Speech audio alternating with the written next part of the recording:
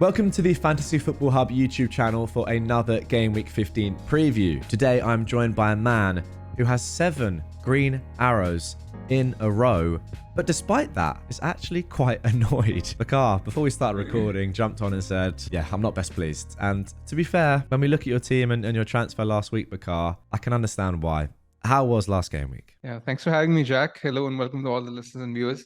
I mean, I can't complain when I have 7 green arrows in a row since the wild card. I'm in a good position overall. It's been steady, slow progress, but it's been gradual. So it's nice. I mean, at least I'm moving in the right direction. At this point, last week, I was sat here thinking what to do with my team with 2 free transfers, because there was no obvious move to make. Had I not made a transfer, I would have probably done cash to Livermento, had this injury news on Watkins not cropped up. But then, on Saturday morning, when we didn't hear any confirmation about Watkins starting, I just thought that with nothing else to do, I'd just move Watkins onto Darwin, because that was the move with upside. Watkins had City, Arsenal, Brentford in the next 3 weeks. Those fixtures did not exactly scream points on paper. Darwin had the best of the fixtures, and with not much to do, I thought it was a move which made sense. I mean, the thought process was right, which is fine. It was just I genuinely believe I got unlucky with the variance. Had it been a 4 or 5 point swing, it would have been fine. But 9 points and then having to use a transfer later at some point to bring Watkins back, that is what stings. But it is what it is. I mean, I can't have everything go my way. I mean, I had Charlie Taylor who got me a 10-pointer, so that was sort of unexpected. So I'll take that and move on. Yeah, it's kind of like, ups and downs. It does feel like those that, like you, had really good teams and were deliberating on what to even spend a transfer on, got punished for being well set up, which is unfair, but that is variance, and that is how this game goes. We've seen it before and we'll see it again. And I'm in a similar position this week as well with 2 free transfers, not much to do. And no obvious transfer to make. I don't really know. Let's hope something comes up. Let's hope we get some news, whatever. But moving on. Let's talk about the big news of the week, because obviously Pope has been confirmed. Well, it's not been confirmed, but it looks likely, according to the Telegraph, that he is going to be out for the best part of half a year, perhaps to the end of the season or close. Dubravka, then, what are your thoughts? Because a lot of people are very bullish on him. However, some people are saying that it might be too obvious a move. There might be some drawbacks there. What do you think? I mean, at 3.9 million, let's face it, he's a gift, right?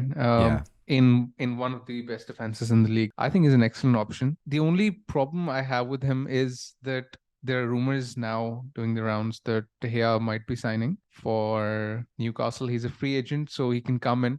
Now, the tricky conundrum here to assess is that we don't know whether he can sign straight away, because generally we see that, whenever Premier League clubs are signing free agents, they have to go through this process for approval. But generally, these clubs are in, they have players who are injured, they don't have a full squad list, and that's why they're given the approval. But Newcastle have the likes of Karius and Dubravka, who are established keepers, and it's not as if they're down to bare bones, or it's not as if they have to recall, players playing on loan in other leagues. Exactly. So Newcastle they're well stocked. Will the Premier League allow De Gea to join immediately is the main question. I don't think that will happen. No. But it could. That's the thing. I mean, it could. You never know. It could, but I think it's unlikely, because it's the term special dispensation, and normally, as you say, it's only given when there's a crisis. And they just have to sign a player for, as you say, maybe they only have 1 keeper left, but they still have 3 registered goalkeepers, including Gillespie as well. And, Dubravka is a good goalkeeper. Not that kind of comes into it, but from the Premier League looking at it, thinking, do you really need a helping hand here? No, definitely not. You can play by the rules and wait until January. They can sign him now, but he might not be able to play until January. So there are a bit, there are too many ifs and buts. I mean, the first if and but is, will De Gea sign? If he does, will this approval be given? When it will be given? Will he be match fit, because he hasn't played for a few months? So I mean, an educated guess would be to think that Dubravka should be fine till January. I mean, an added caveat here is that, let's say if you do get Dubravka, I mean, I'm just trying to play devil's advocate because obviously I do agree with the fact that he's an obvious selection. But just to play devil's advocate, there's also the fact that, let's say De Gea does sign in January, then Newcastle, when they have a good run of fixtures from game week 23 or 24 onwards, then you won't be able to triple up unless you sell Dubravka back again. It's not as obvious. I think it's tricky, and you have to sort of weigh up the pros and cons.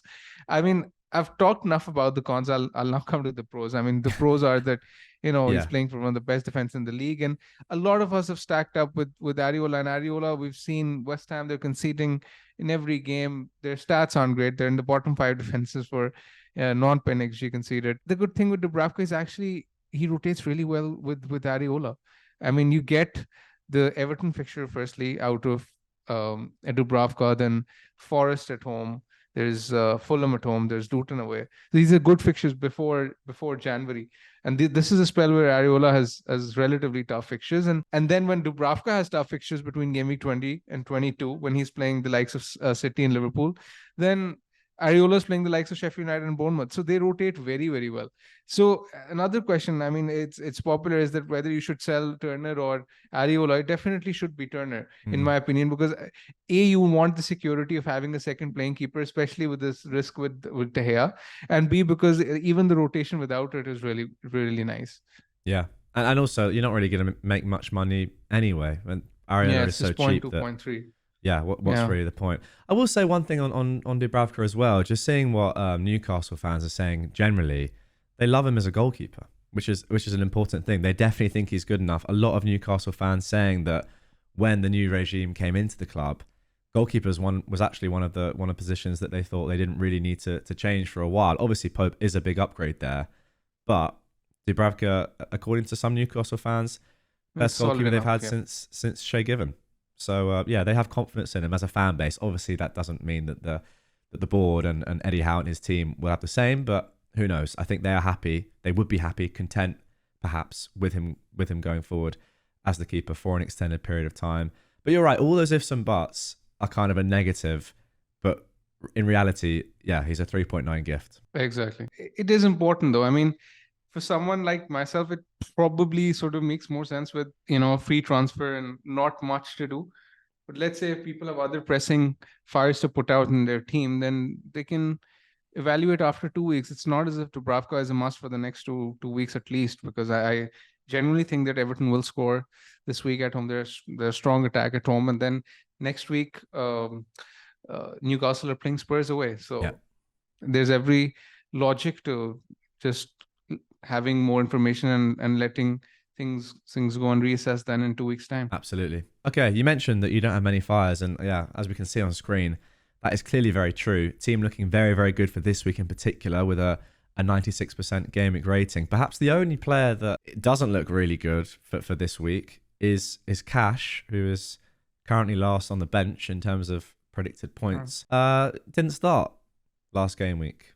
Came off at halftime the game week before. Is he a worry now going forward? Absolutely. I mean, his minutes are not as secure as they were initially. His attacking threat, if he's not playing right wing, is not the same. So he's a sell. I mean, if you get the opportunity to sell him, I think he's a sell. He's plummeting in price as well. This is a good week to actually get rid of him in my team. I could do cash to Porro. I do think Porro this week probably stands out as the best replacement when you look at the fixtures.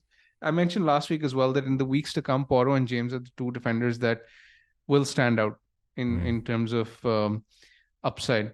I think Colwill is possibly a decent enabler as well for someone who wants to go a bit cheaper. But this week in particular, just because of the fixture, I think Porro has the highest upside against West Ham. But maybe a week from now, I'll be sitting here thinking that, possibly James is a better selection. But both of them are excellent picks. So for your team right now, Bakar, obviously with 2 frees in hand, similar position to where you were last week. Out of these moves that don't seem super pressing to you, kind of a lot of questions, decisions that are really up in the air. What are you thinking right now? With my team, it's a bit tricky because I also have to have this at the back of my mind that I need a plan to get Watkins back at some point.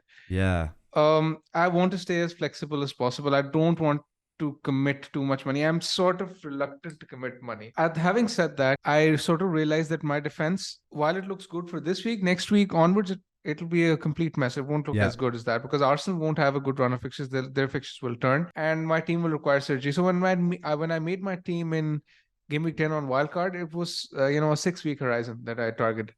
So it was made specifically till Game Week 15. And this is the last period of that game week horizon. So I have to do a bit of surgery in the weeks to come, particularly in defense. That's something I want to do, and I will have to bring Watkins back. These things are at the back of my mind. For example, Sure.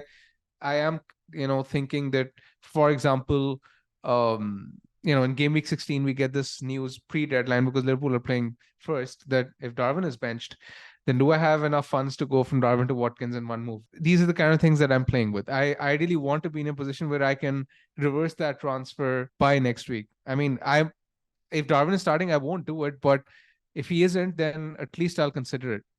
Because these are the sort of things that I have to consider. It's committing money to someone like Porro is going to block me from getting Watkins with that one free transfer. So these are the sort of things I have to consider, which is why I sort of prefer going the Dubravka route. But let's say if things are not looking positive, let's say if we get news by tomorrow that that he has given compensation or whatever, then I might just ignore Dubravka altogether, because I do think that Newcastle will concede this in the next 2 weeks. So cash to Porro or Dubravka in for Turner are two moves I'm considering. I'll obviously do one of these, not both. I am definitely planning on rolling the other transfer to give myself flexibility in the weeks to come, especially with someone who sold Watkins. But yeah, that's the plan. Maybe I can also, let's say, if I don't want to commit to Porro, I can get someone like a Colville for cash. That's also an option to, free up funds and set myself up for next week. Yeah. Okay. Last week, before the news came out about the Watkins doubts and injury, you were, I think, pretty set on going for a Newcastle defender in. Yeah. What's changed this week? I was going to do cash to Livramento. I was very sure on it. But personally, I just think that this week, I think Colville has put in a good performance. He could be more nailed than I possibly perceived him to be last week. That's one. B, I wasn't entirely convinced on which Newcastle defender to get last week, and that's still the case because Botman is back in training, and I don't think Lascelles will play all fixtures. I, in fact, think Botman will come in at some point. So I still need that extra bit of information with Newcastle as to which defenders to buy, which goalkeeper to buy. So yeah, that's why I don't think I'll be buying a Newcastle defender this week.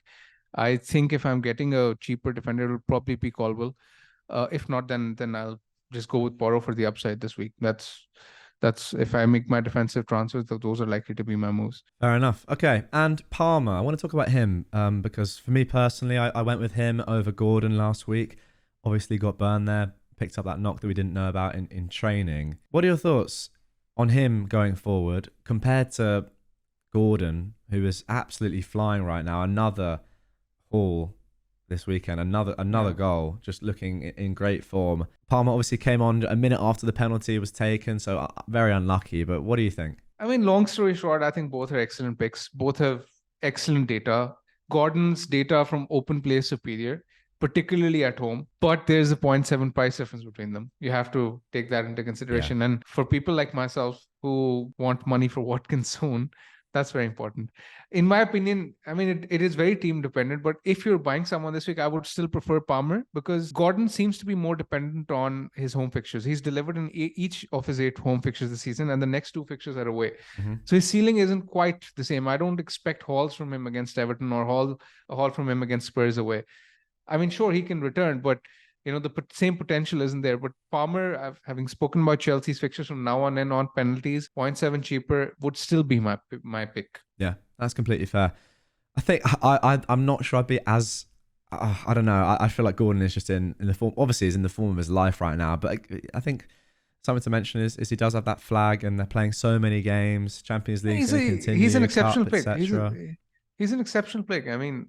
But it's just that if I was picking one right now, I think 51-49, I would prefer Palmer. Yeah, it is very close, isn't it? But yeah, as you say, that's the reason I went for Palmer. If both were the same price, the money. Exactly. Yeah, if both were the same price, then I might have gone with Gordon because of his superior goal threat from open play. Yeah, completely fair.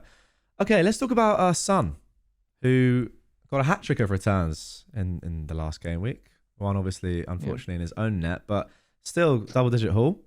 A lot of players. He was the third most sold player last week. Over 500,000 transfers out. You didn't do it. You weren't even close to doing it. You said no, he's definitely staying. Do we have to get him in now? If people did sell him, is he a buy straight back? I think so. I have no doubt in my mind that after Salah and Haaland, he's the best asset in the game in terms of ceiling. He can score irrespective of fixture.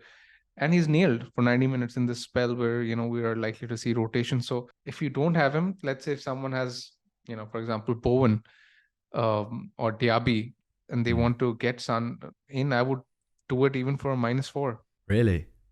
Yeah. Wow. I just think it'll pay off over the long run. Okay, yeah. Yeah. Wow. Hit for Son. I mean, yeah, we saw we know his record against City. I'm not going to lie. I didn't expect him to be, or to get that score and to look as threatening as he did. But yeah, he's such an elite finisher. Obviously, a bit of a mistake by Edison for the goal. But when Son goes through, you just know he's probably going to score. Now, interestingly, predicted points this week, Son has the highest predicted points in your team based on Fantasy Football Hub's predicted points. What do you think about that? I mean, I've already spoken about his potential and his ceiling in any game, irrespective of fixture. But I was actually watching the Burnley Sheffield United game this weekend because of Charlie Taylor. In fact, I tweeted as well. I as someone who used to watch the Premier League as a kid with a lot of interest. One of the reasons I sort of started playing FPL was because of these kind of games. Like, for example, Burnley, Sheffield United. I mean, with the greatest respect, these are games no one in real life would have any sort of interest 100%, in. 100%. Right? So, so that's why, I mean, when you have some FPL interest in the game, you tend to tune into these kind of games. So I watched this game for Charlie Taylor, and he did really well for me. So, I mean, they're terrible. They are just, they were completely outplayed by Burnley. And even though we are sort of hearing rumors that they could be without a manager, soon, I just think the gulf in quality between the two sides is so big that I'd be absolutely shocked if Liverpool didn't score 4-5 past them. So does that mean that Salah's going to be a captain this week? Is that? Yeah, I think he's. Oh, it's clear. It's clear for me. It's clear. It's clear for me as well. I can't argue with that. He does look the best captain. I just want to end before we get on to your recommended transfers this week. Just your thoughts on Darwin, because obviously Watkins did really well. I don't think any of us are shocked by the fact that, if he starts against Bournemouth, yeah, he can haul. But Darwin, like just him in isolation, are you worried about him? Do you think he's going to start this week? You're not going to transfer him out, of course, before Sheffield United away, but is it a little bit of a concern, just his form recently? It's just the fact that I've made my decision, and I think everyone who has Darwin has made their decision. And like you said, you're not going to transfer them out before Sheffield United away. No. We won't have any team news whether or not he's starting. So again, we just have to hope and pray. So I mean, I'm of the opinion that what's even the point of discussing him when it's not really in our control at this point. I mean, this is what you get with him. He gets chances, he misses chances. Sometimes he takes them, but more often than not, he doesn't. He's still a good pick. True. And ideally, I actually want to, not just for this Sheffield United fixture, I do hope obviously that he starts here. It's the United fixture in 17 that caught my eye as well, that Anfield fixture. I like that. That could get, yes. And that's why I sort of want to be in a position where I can keep Darwin till that fixture. At least when I bought him last week, I not only compared the next three fixtures, but in 17, Watkins has Brentford away, which isn't. That's tough not game. Easy. That's not. No, I agree. Exactly. Yeah. Brentford at home don't concede, more than one generally. Yeah. Right. But Liverpool at Anfield versus Man United and their record against the top 10 away, I will be surprised if Liverpool didn't score 3 or 4. I mean, we remember what happened last season as well. Yeah. Right. So that's a fixture with high upside with him. So, I mean, I won't worry too much with them. It is what it is. You've made your decision. You just. Fair enough. Okay, let's have a look at your AI recommended transfers. And you'll be pleased to know that the recommended transfer is one that you've mentioned. It is Cash to Porro. Now you have your reasonings as to why you may not do this for money reasons, right? And you do know that down the line you're going to want to get Watkins back in. Does this make you more inclined to go for this? If just the difference in predicted points, the tool very bullish on Porro over the next 4. Just looks like really solid option. Obviously the fixtures are excellent, and we know how attacking he is. To be very honest, Jack, I think it's a 50-50 call between my transfers this week. Okay. It could be, I mean, there are 3 that I'm realistically considering, right? It's either going to be Dubravka, it's going to be Porro, it's going to be Colwell, right? It could happen, and I know the algorithms, they love Porro. He's nailed, right? That's the thing. And there are very few defenders at this point who are nailed, who have a good run of fixtures, who are attacking and who are in form. He's in form as well. So Yeah, it on looks set really pieces, good. yeah, he just looks the part. So there's that. But yeah, you're right. I mean, if I don't end up doing it, it's gonna be because of budget constraints and nothing more. Yeah, I will say once again, the AI team now, which is a team that is run and based purely on the recommendations of Fantasy Football Hub's AI. That's captaincy, it's transfers every week based on what you can see here, the recommended transfers, bench order, everything. That team is now currently in the top 100k, battering both me and Bakar. So yeah, if you're not sure about your transfers this week, guys, this is a very, very good tool to use. Link down below. As you can see, get your AI recommended transfers by signing up to Fantasy Football Hub. That will also give you access to Bakar's final team reveal, where we'll see which of those 3 transfers, and maybe another one, who knows, there might be some info before the deadline that comes out that changes your mind, but we'll see which transfer you end up making. Bakar, I think that is going to do it for this one, unless I've missed some crucial talking points, but I don't believe we have. No, I think we've covered everything. It's a short turnaround, so let's just keep this brief and let the listeners enjoy the video. And let's hope that we can come back to this with weekly episode every week with another green arrow. Wow, 8 in a row is coming. Wow. I hope so. Yeah. There we go. All right then, guys. We will see you for the next game week, which is in just a couple of days. Wow. Good luck. See you then.